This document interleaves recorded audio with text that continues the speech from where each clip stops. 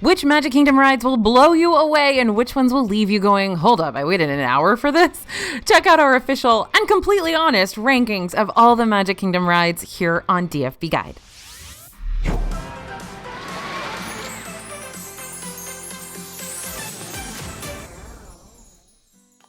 Hey everybody, it's AJ for Disney Food Blog. Among the 4 Disney World theme parks, Magic Kingdom has the most rides for you to experience, ranging from dark rides, thrill rides, to rides that just kind of go in a circle a few times before they stop. Today, we'll not only be looking at the pros and cons for each Magic Kingdom ride to help you measure which rides you need to be adding to your must-do list, but we'll also be looking at which lands within the park have the best and worst rides available, because we love ourselves a good head-to-head competition among friends. Before we get started, remember that our overall ratings for each ride are completely subjective. What might work for us won't necessarily work for you and vice versa. That's why we have the pros cons list to see both angles from a more balanced perspective, just like taking a walk or better yet, ride in someone else's shoes. So please keep your hands, feet, and legs inside the video at all times and enjoy the ride. Let's start this ride through adventure in Adventureland. Now, between the Enchanted Tiki Room and Cheeseburger Spring Rolls, I'm a big fan of Adventureland. There are 2 I think you've got to ride at least once in your life, and one that I think you never have to ride ever, and you still won't feel like you're missing out on anything noteworthy. Let's see if you can guess which is which. We're going to start with Jungle Cruise. Please watch your head when you leave the boat, and if you can't watch your head, then watch your mouth. This is a family atmosphere. I've said the backside of water joke too many times lately, so I had to throw out something different. Jungle Cruise will take you on a gentle boat ride down the Nile River and past many animatronic animals. And if you don't believe you're really on the Nile, then you're in denial. Yes, love that one. What really makes this ride stand out, though, are the cast member skippers driving your boat. Will you hear the same cheesy, punny jokes again and again? Yes, but each skipper also tends to deliver jokes differently or include their own here and there to help add variety and make each Jungle Cruise journey slightly different from the past. Pros on this ride: best for those who love themselves a good old corny joke, and it's an easygoing boat ride anyone can ride. Cons: not best for those looking for real animals to cruise past, which you can find on Kilimanjaro Safaris at Disney's Animal Kingdom. Though skipper jokes can vary, they can also become stale after a few ride-throughs as well, and sometimes your skipper is just not going to be great, so it really does depend on the cast member in charge. Overall, though, I'm going to give this one a 7 out of 10, and it's a very popular ride. Number 2 in Adventureland, we've got Magic Carpets of Aladdin. Something you're going to learn throughout the course of this video: Disney loves their aerial carousel-like rides. And by aerial, I mean up in the sky, not like the Little Mermaid. So this is a ride system that'll put you in a vehicle, spin you around in the air for a minute or two, and then land you safely back on ground. And they make quite a few of these in Disney because all the kids can ride them, even the tiniest of tiny tykes. The Magic Carpets of Aladdin is one of 3 aerial carousels in Magic Kingdom, and to be frank, it's the lesser of the 3, unless you give it the upper hand for the following 2 reasons. 1, it's themed after Aladdin, and you get to fly in circles on a carpet, so the theming may give this one points. And 2, you might get spit on by a camel. That's it. That's the ride. Now you can decide for yourself whether it's worth whatever wait time it ends up having during your visit, or if you'd rather skip it and grab a Dole Whip over at Aloha Isle instead. I know what I'd choose. Pros for this one: best for those who've always wanted a ride aboard a magic carpet, and it's a very easygoing ride that you usually don't have to wait too terribly long for. Cons: not the best for those who have already gone on Dumbo or the Astro Orbiter. It's literally the same thing, only Aladdin themed. And it needs more genie. Overall, 5 of 10. Okay, time for Pirates of the Caribbean. Pirates of the Caribbean takes you on a journey through treacherous scenes of swashbuckling, thieving, and bartering pirates. You'll cruise past giant ships, abandoned skeletons, shady business deals, inebriated pirates. And is that the Captain Jack Sparrow I see? Look over there, and there, and there! This ride has so many audio animatronics that each time you ride, you'll discover someone or something new. The gallivanting is all fun and games until someone's scared out of their pirate booties, though. This ride can be a bit scary for little ones, so don't set sail until you know they'll be okay with the dark setting, sudden small drop at the beginning, some gunshots here and there, and conniving pirates throughout. This might be a good one to watch a POV on YouTube ahead of time for, just to test the waters. Pros here: best for those who love animatronic heavy attractions, and it's iconic. It's one of those rides you feel like you've got to ride when you're in Magic Kingdom because it's a classic. This, of course, debuted over in Disneyland. It wasn't going to come to Disney World because the Imagineers thought thought that people in Florida were already close enough to the Caribbean and they didn't need a pirate's ride. But of course, the guests thought otherwise. Cons on this one, not best for those with little ones that are easily frightened because it's dark, loud sounds, creepy figures, a small drop, and the queue isn't super exciting to wait in, although it is nice and cool. That's lovely. Overall though, Pirate's gonna get a 9 out of 10. Time to head into Frontierland. Frontierland might not have a lot of rides, but the two it does have are mighty thrilling. In fact, some might call them rather mountainous. The rides in Frontierland are great for thrill seekers, but if you're looking for rides more on the easygoing side, there might not be a whole lot going for you in this land unless you want to eat at Pecos Bill Talltale Inn and Cafe maybe. And of course, there is Tom Sawyer Island, which doesn't count in this video because it's not technically a ride, but it is a nice attraction for those with little kids or who just want to chill. Anyway, Big Thunder Mountain Railroad is first in this land, and it's a haunted gold mine coaster, minus the ghosts and things that go bump in the night. That's Haunted Mansion territory, and we'll be there in a second. This coaster takes some sudden turns through a ghost town and a couple of caves too, but for those who get a little shaken by those giant ride drops or upside down loops, no need to fear. This coaster might be thrilling and a little bit rough at times, but it's a pretty accessible one for all riders over 40 inches tall. Pros on this one, best for those who like thrills but might easily get motion sick on a coaster with loops and big drops, and it has a completely different vibe when you ride at night, which is really cool. It's great to watch the fireworks on this ride. Cons, not best for those who don't want to wait in a sweltering queue line in the middle of the day. This is a good one to get a lightning lane for early on. And the back seat might be too rough for some kiddos, and the front seat might be too chill for others. Now, I will note on this one, even though I said it doesn't induce a lot of motion sickness, when my dad rode this, when he was a little bit older, he was definitely green in the face for a little while after this one. So be prepared for that if you do get motion sickness easily or quickly, because it is a rough, herky-jerky kind of ride. Overall, we're going to give this one, though, a 9 out of 10. All right, Splash Mountain is next, of course, on those hot summer days or hot Orlando days in general. A ride that promises to get you bathtub levels of soaked might sound really nice and refreshing. Splash Mountain is the water ride in Magic Kingdom, unless you count the tiny splashes over at Pirates of the Caribbean, which I don't, but you might. This log flume ride currently takes you through scenes inspired by the 1946 film Song of the South, but according to an announcement made by Disney back in 2020, this ride will eventually be rethemed to Princess and the Frog, but the timeline's still up in the air. We'll make sure to keep you updated when we hear anything else about the change. Splash Mountain starts out nice and easygoing, but don't let it catch you off guard. You're in for a real thrill when that 47-degree log flume drop sneaks up on you, though you might get even more soaked before the grand finale thanks to the smaller hills throughout the course of the ride. If you don't want to get super wet, be sure to request sitting in the back of the log instead of the front. Pros on this one, best for those who want to experience a ride that's worth the wait. This ride lasts 10 minutes from start to finish, which is one of the longer rides in Disney World, and there's an epic 47-degree log flume drop with a big splash. Cons, not best for those who don't want to get soaked, and animatronics are cute, but you're almost guaranteed to see one or two not working or acting wonky during your ride through. Splash Mountain for us, 9 out of 10. All right, heading over to Tomorrowland. So on one hand, I absolutely love the attractions in Tomorrowland because they tug on the heartstrings of my poor nostalgic heart. On the other hand, they can feel very dated for a land dedicated to futuristic technology and state-of-the-art experiences. But whatever the case may be for you, there's still a lot of experiences over here that'll take you to infinity and beyond. Also, when Tron Light Cycle Run eventually opens up, it's going to be a game changer for not just Tomorrowland, but for Magic Kingdom, period. I can feel it. But for now, let's focus on what's available for you to ride in the not-so-distant future. We're heading to Buzz Lightyear's Space Ranger Spin. Are you ready to join forces with Buzz Lightyear and take down the evil Emperor Zurg? You better be, because that guy's stealing batteries from innocent toys left and right. We can't have that going on in Magic Kingdom.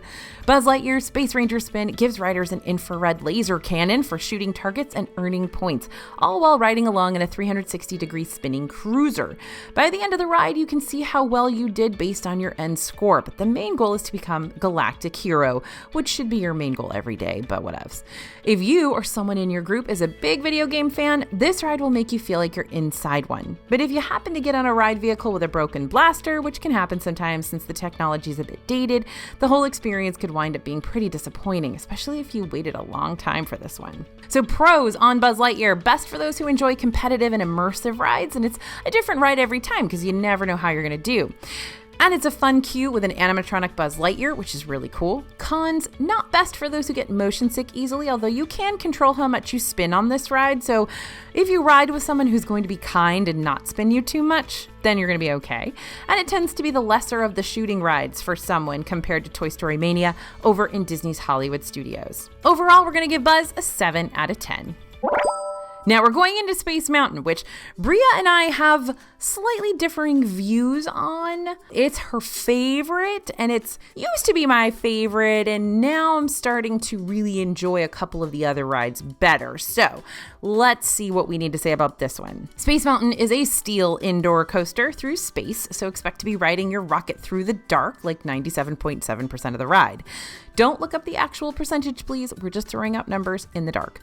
Because of all the pitch blackness of this ride, you're going to feel like you're going a lot faster than you actually are. But in reality, you're only reaching speeds of about 35 miles per hour. There will be sudden small drops and jolt-worthy turns. One time, your stomach will probably flip upside down a little bit, but there's no upside-down loop-de-loops. It's too slow of a ride to play those kinds of tricks. You'll have to hit up Rock and Roller Coaster at Disney's Hollywood Studios for that amount of thrill. So pros on this one, best for those looking to ride an iconic Disney coaster that feels faster than it actually is, and it does feel like you're zipping through space. Cons on this one, not best for those who hate not being able to see what's in front of them. Aside from the stars and a few light tunnels, the ride is pretty jet black, and those light tunnels can sneak up on you if you don't like surprises. And the new Guardians of the Galaxy Cosmic Rewind has a lot of the same vibes, so you might prefer the new coaster's smooth sailing and rockin' soundtrack over Space Mountain's rougher tracks.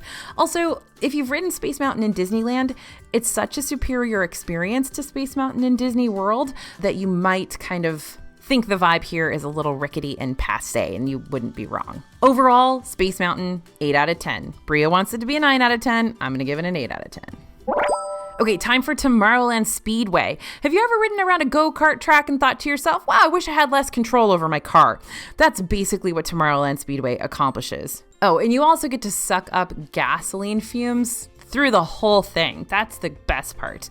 So Tomorrowland Speedway assigns you to a car and lets you take it for a spin around the track. And if your kiddo loves all things cars and has a dream to drive their own, then you of course want to make this a priority. I have many, many memories of using up every single fast pass I had on Tomorrowland Speedway when my son was, 3, 4, 5, those ages. We basically rode Tomorrowland Speedway and that was it for years.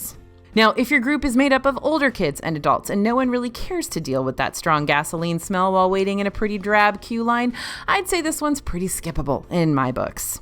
Pros on this one, best for those with young kids who'd love to drive their own car, and it's easygoing and way less stressful than go-karts, although you might get some whiplash on this one. Cons, not best for those who don't want to wait for a long time to ride around a controlled go-kart track, and the queue line is boring and hot and smells like gasoline. And it's just awful. Overall, Tomorrowland Speedway, bless its heart for being there for the car-obsessed little kids, but 5 out of 10. Okay, this next one is where Bria and I differ yet again. Tomorrowland Transit Authority PeopleMover. The Wedway, my friends. To me, this is basically the quintessential Tomorrowland ride. It's a slow-moving tram. It takes you around the perimeter of Tomorrowland and behind the scenes of Buzz Lightyear's Space Ranger Spin, Space Mountain, and the Star Traders gift shop. It's kind of like a kitschy touristy tour through a futuristic realm. And if you're expecting something that competes with the thrills of Space Mountain or the immersiveness of Space Ranger Spin, you're not going to find it here. What you will find is a smooth sailing ride that is super relaxing, that shows you some of Walt's original ideas for Epcot, including his original Progress City model, which is incredible. So pros on this one, best for those who want to be part of its cult following. Come join us. And it's an easygoing ride that takes you all the way around Tomorrowland and through some tunnels too. And it's super relaxing and calm and cool, and it's great. Cons, not best for those looking for action-packed thrills. Okay. Iconic, yes. Any cohesive storyline? No, maybe not. Pretty straightforward tram-like ride, but it's perfect. Now, Bria wants us to be an 8 out of 10. She is wrong. This is a 10 out of 10. And we're headed next to Astro Orbiter, the second aerial carousel of our list. Astro Orbiter is one of those rides that's almost fun. To reach it, you'll have to take an elevator that lifts you above the PeopleMover and drops you off on its rooftop. From there, you'll board a rocket ship ride vehicle and fly. Oops, sorry, quoting a different ride there, but that's for a different video. Can the rockets be cramped? Yeah. Is this ride structure like any other aerial carousel ride? Also yes. But if you're someone who's more of a thrill seeker and you've got to choose one of the 3 aerial carousels on property for whatever reason, you may find yourself preferring this one more for its picturesque overlook of the Magic Kingdom. It's really quite beautiful, especially at night. So pros on this one, best for those looking for an easygoing ride, aerial carousel with the best view of the park. Cons, not great for those who hate heights, and there's not a lot going on here. It spins, that's pretty much it. It's a relatively long line usually, just a big time suck mostly. We're gonna give the one a 5 out of 10. Okay, hear ye, we're riding 2 iconic rides over in Liberty Square next, and they are starkly different from one another. You won't find high-speed thrills over in this historic section of the park, but that doesn't mean your adrenaline won't be pumping during at least one of the rides over here. Truth is, Liberty Square doesn't have a whole lot going on in general, bless its heart. But what it does offer can often wind up as one of guests' favorite Magic Kingdom experiences ever. And no, I'm not talking about the Hush Puppies at Columbia Harbor House, though I could easily talk your ear off about those too. So let's head to Haunted Mansion. Welcome, foolish mortals, to the Haunted Mansion, an Omnimover dark ride that takes you down the hallways and into the rooms of a mansion filled with spooks, specters, and spirits. Haunted Mansion doesn't pull back on those creeptastic punches. You'll come face to face with a murderous bride, a floating clairvoyant, a party filled with ghosts and ghosts alone, and several other dark phantom-like scenes. There are no jump scares in this ride. Well, not really, but kids can be frightened by the haunting presences lurking around every corner, and sometimes there's a couple little jump scares, like those little guys jumping up from behind the graves. But those who love a stark contrast on a happy-go-lucky Disney-filled day with the dreary dark images and eerie animatronics scattered throughout this mansion, you might be ready to hurry back. Haunted Mansion is available on Genie Plus, and it's a pretty solid lightning lane option since the queue can get pretty lengthy for this one by the afternoon. You see a pattern here yet?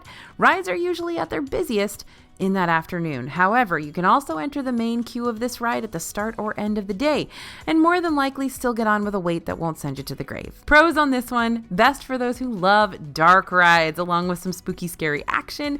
There's immersive storytelling in each room, and of course, it is one of those original rides developed by those OG Imagineers, and Walt himself, of course, was intimately associated with the Haunted Mansion in Disneyland. Not the same, but very similar. Cons, not best for those with kids who scare easily. I personally was too scared to ride this ride for a very long time when I was a kid. And it also kind of gets interrupted by spirits often, meaning the ride will pause and interrupt the flow of the story. That usually means that they're helping someone with maybe mobility concerns get on and off the Omnimover. So you're never stuck for too long, but it does happen pretty regularly. Overall though, Haunted Mansion, 9 out of 10. And sometimes all you need is a nice relaxing boat ride along the rivers of America, and Liberty Square Riverboat can do just that. This steam-powered paddle wheeler can hold a ton of guests at once, maybe not really a ton, I don't know. But it has 4 decks with multiple seats on each level, so no Genie Plus for this one. Now this is a nice, gentle, peaceful ride along the river with some unique park views along the way. And if you're exhausted from navigating Magic Kingdom, this is a great way to escape and take it easy for a bit. But if you're still in the go, go, go mode, this ride is going to be a time suck since the boat takes 17 minutes to wrap around the river. So you may just be standing there like stressed out that you're not in line for the next big ride. Pros for this one, best for those looking for a gentle ride along the river and a break from the Magic Kingdom crowds. And it gives you great views of Liberty Square, Frontierland, and Tom Sawyer Island. Some of these views you will not get on any other attraction. Cons, not best for those looking for a quick ride before hitting up a reservation or show, since this is a 17-minute boat ride, one of the longer rides in Magic Kingdom, and nothing too terribly exciting is going on here. It's pretty much just a boat ride. So overall, 6 out of 10. Moving on to Fantasyland, and the winner of the most rides packed into a single Magic Kingdom area. Fantasyland has 10 rides total. Some are going to hit you right in the feels, while others might kind of drag after a while. But what can be said about all of them is that kids could spend their entire day riding the rides in Fantasyland without stepping foot in any other land of the park and still have a fun-filled, jam-packed day. They might even want to take a break in between rides and hit up the Casey Jr. Splash and Soak Station for a little cool-down time, and I wouldn't blame them. All except 3 of the Fantasyland rides are included with your Genie Plus purchase, but are all of them worth making a Lightning Lane reservation for? Let's review. We're going to start with Barnstormer, featuring the great Goofini. Anyone else feel like Goofy and Gonzo should be best friends, or at least go on tour together with their death-defying stunts that go horribly yet beautifully wrong? The great Goofini is at it again, flying his stunt plane straight through the barn. Whoopsies. And now you are too, thanks to the Barnstormer Junior coaster. This is a great starter coaster for new riders who might be intimidated by the bigger stuff at first. It's short, it has a few sharpish turns, and tickles your tummy just enough to make kids want to say, let's go again, let's go again. And you will go many, many times. If the wait time is pushing over 20 minutes though, you may want to hold off on jumping in line for this one for a bit. The ride is really short, like really short. So waiting a long time to ride might feel kind of anticlimactic for a coaster that goes around a few corners and then, ends. This is the closest thing you're going to get to kind of a coaster that you'd experience at like a town fair. It's better than that, but close. Now, you can make a Genie Plus reservation for this one if and only if you think it's going to be worth it for you and your kids. Pros, best for kids who need a solid introduction roller coaster. My son definitely needed this one. And it's themed around Goofy, and if you don't love Goofy, then who even are you? Cons, not best for those who don't want to wait for a really short ride. It's only a minute and a half. Queue line isn't terrible, but it's outdoors and can be pretty boring to wait in. Overall, 6 out of 10 on this one. But if you're like a 4-year-old, it's probably like a 12 out of 10. And the last but certainly not least aerial carousel of this list is Dumbo the Flying Elephant. Whether you're a fan of these ride systems or not, Dumbo is iconic. It's truly one of those rite of passage Magic Kingdom experiences. Honestly, have you even been to Magic Kingdom if you haven't captured your picture in front of Cinderella Castle, eaten a Mickey ice cream bar, and taken a spin on Dumbo the Flying Elephant? This ride is for kids of all ages and even has an interactive big top tent play area so the younger ones won't get bored waiting in a queue line before the ride. Honestly, why do more rides not have this option? It is brilliant. I actually know kids who get called to go on the ride and they want to stay in the play area and not even go on the ride. So yeah, you can get a Lightning Lane for this one, but if you don't, it's so not the end of the world because Big Top Tent is here to save the day and entertain your little ones. Much like all the aerial carousels, you can adjust how high your elephant will soar during the course of the ride, so if your kid wants to ease into going airborne, they totally have control over that. Pros on this one, best for those who want to experience an iconic Disney World ride, and it's an immersive queue for kids to play in while they wait. Cons, not the best for those looking for high-speed thrills, and it can get very monotonous. Dumbo gets a 7 out of 10, mostly for nostalgia. Okay, looking to celebrate your very merry unbirthday. Mad Tea Party is an Alice in Wonderland themed ride, but don't expect to see Alice here or the White Rabbit. Perhaps they're late for a very important date. If you've ever been on a spinning teacup ride at your county fair, this is basically the same thing, but maybe a bit smoother with a better paint job, depending on the fair. Out of all the rides in Magic Kingdom, this one's the most prone to make people dizzy, like real dizzy, and this one definitely has opportunities for motion sickness. Yeah, you can control how much or how little your teacup spins, but even if you choose not to spin your cup whatsoever, the platform underneath will still send you around and around and around. So if you're prone to motion sickness, you might want to skip this one. This is also a ride I'd skip for Lightning Lane because the wait times for this one aren't horrible. And if they are horrible, well, then come back later because they'll die down eventually. Pros, best for those who don't want to wait forever and a day to get on a ride. Lines are usually pretty manageable unless it's a super busy day, and you can control how much or how little your teacup spins. Cons, definitely not the best for those who get motion sickness. By the way, FYI, if you could spin in a teacup over and over and over when you were a little kid or even a young adult, you may want to be careful when you get a little bit older. Just saying. And it's a pretty basic ride, no real animatronics, although you do have Timothy Mouse. No storyline, just spins. Overall, 6 out of 10. Now, deep in the 100-acre wood, you can ride in a honeypot through famous Pooh Bear scenes during many adventures of Winnie the Pooh. This is just one of those feel-good dark rides where you get to join Pooh and his friends during their most popular journeys. If you grew up reading Winnie the Pooh books or watching the shows, many of these scenes will look very familiar to you. Older kiddos might not be too thrilled to ride this one, but tiny tykes will love the easygoing atmosphere and colorful characters. Just watch out for those heffalumps and woozles. That's a really weird section. They're kind of freaky. Now, Winnie the Pooh's not a bad one to jump in line for around the afternoon or to grab a lightning lane once you've got a few other rides under your belt, because the wait times stay pretty even throughout the day. You're probably looking at a 30 to 45 minute wait here. The different interactive queue elements help pass the time, like finding the characters on the wall of honey, but you're going to want some Germ-X on hand, just trust me on that. Pros on this one, it's best for those looking for a gentle dark ride with Pooh and friends. Fun ride vehicle mechanics to add variety to the experience, i.e. you can bounce along with Tigger or float along during the rainstorm scene. It's kind of cute. Cons, this is not best for those who have kids that might freak out over the heffalumps and woozles show scene, and older kids might not be thrilled with this one. It's not super exciting, just pretty easy going. Also, if you happen to be a Mr. Toad fan, this one will hurt. Overall, gonna give Pooh an 8 out of 10.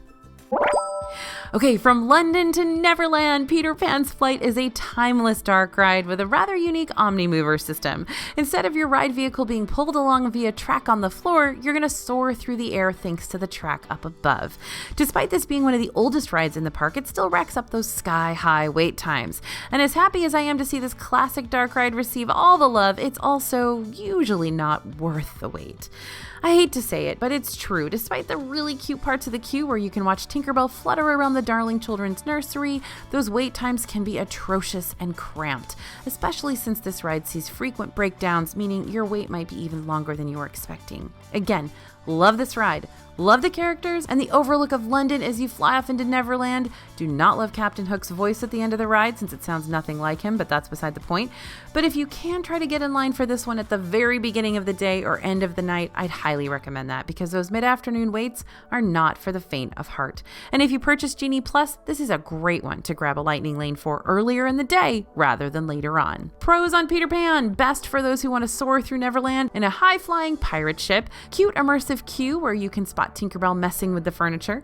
Cons, not best for those who don't want to wait in a really long line for a super short ride. And if you've ridden the version in Disneyland, you'll realize how badly this version needs an update. Overall, 8 out of 10.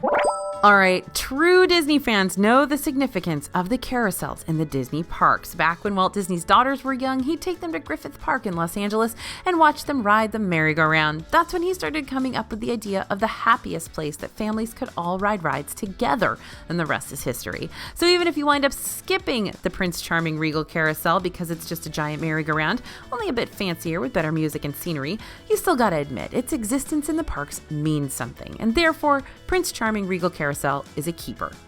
So no lightning lane for this one, so if you want to hit up this ride sometime in the afternoon, go for it. The wait to get on shouldn't be too long, but that doesn't mean it won't be. Always double check before hopping into a queue so you don't wind up waiting lots longer than you should for a ride that won't be worth it. Pros: this is best for those who want to ride a gentle ride behind Cinderella Castle, and it's beautifully painted, and there's a fun uppity soundtrack. Cons: not the best for those looking for a ride with storytelling and animatronics, and it's basically your standard carousel, but in Magic Kingdom, so you paid a lot more to ride it. Overall, 6 out of 10. All right, this is the place where 1,000,000 diamonds shine and 7 personable dwarfs will be ready to put you to work. 7 Dwarfs Mine Train is an outdoor family coaster that takes you through an indoor ride scene where you can see Grumpy, Dopey, Doc, Happy, Bashful, Sneezy, and Sleepy hard at work. Okay, mostly hard at work. I'm still questioning how much Dopey's really getting done around here. Keeping my eye on you too, Sleepy. The minecart you'll be riding in gently rocks back and forth as you weave your way around the track. Now, word of warning, this ride racks up the major wait times because it's such a popular family-friendly coaster for everyone 38 inches and taller. If this ride is a #1 priority for you, hit it up first thing in the morning or during the Disney Enchantment fireworks to help potentially cut down the wait time. This is also a great one to ride during early entry. You can also pay to bypass the main queue with the individual attraction selection feature on the My Disney Experience app. Pros, best for those looking for a fun coaster that's great for kiddos and adults alike, and a great gem mining scene with state-of-the-art dwarf animatronics. Cons, not best for those who don't want to wait forever and a day to ride, especially since the ride itself isn't too terribly long. And it's not available as a lightning lane on Genie Plus. You must pay per person to bypass the main queue through Disney's individual attraction selections, which can be a pain to pay extra for. Overall, though, this one gets an 8 out of 10. Is the seaweed always greener in somebody else's lake? Let's ask Ariel. Under the Sea, Journey of the Little Mermaid is a dark omnimover ride for kids of all ages. Once you hop inside your clamshell mobile, you'll get to re-experience Disney's classic film, The Little Mermaid, from start to finish, thanks to the audio animatronics, epic soundtrack, and seaworthy sets. If you're discouraged by all the giant ride lines throughout the park, Under the Sea is usually a good one to hit up, since its line is normally around a 15 to 25 minute wait. If it's longer, then you know the Magic Kingdom is packed out on the day of your visit. Under the Sea is available as a Genie Plus selection, but don't waste a lightning lane for this one. You should be able to get on quickly, even in the afternoons. One thing I will say about this, even though those animatronics are impressive, they also kind of freak me out. I don't know, the way Ariel stares you down in the Under the Sea musical number scene is kind of unsettling. Would not want to meet her in a dark alley. But even if I think this ride could use a little more TLC, it's a great one for families to enjoy and sing along with together. So pros, best for those wanting to relive a thorough recap of the Little Mermaid movie, and there's a great soundtrack to sing along to. It is the Little Mermaid after all. Cons, not the best for those who might feel disappointed with how quick the ride jumps to the end and skips the climax of the story. Animatronics aren't always on their A game either, which can be unsettling if they're broken. Overall, probably a 7 out of 10. Okay, now it's tricky to talk about the Walt Disney World Railroad because it's been forever and a day since we've gotten to ride it, and by forever, I mean since late 2018 when it had to close during all the Tron construction.